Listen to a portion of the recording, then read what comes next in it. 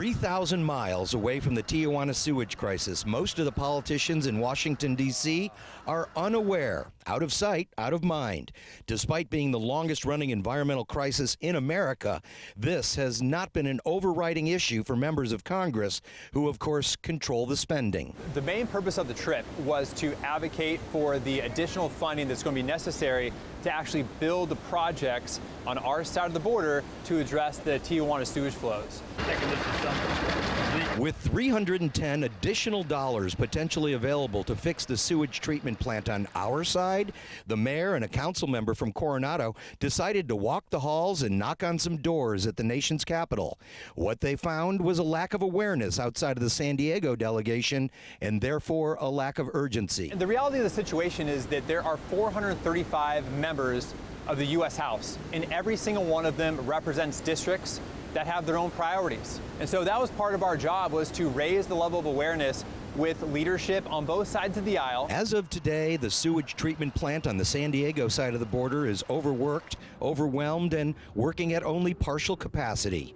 Designed to treat 25 million gallons of Mexican sewage every day, it needs immediate repairs and eventually doubling the capacity to 50 million gallons.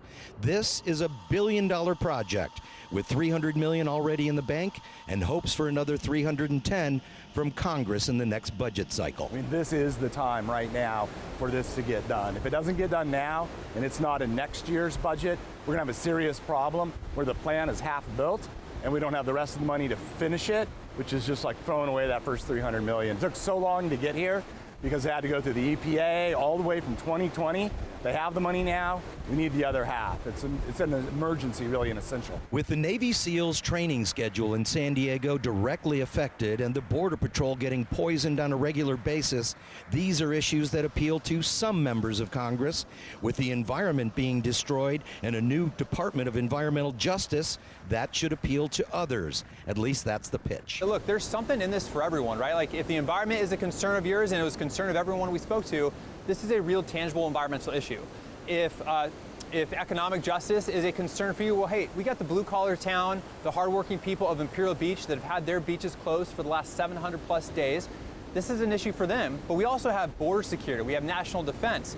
So there's something in it for both sides of the aisle, and the good news is that everyone was extremely receptive. As we fight for money to clean up the Mexican sewage, it now appears the Mexican government is attempting to clean up after itself.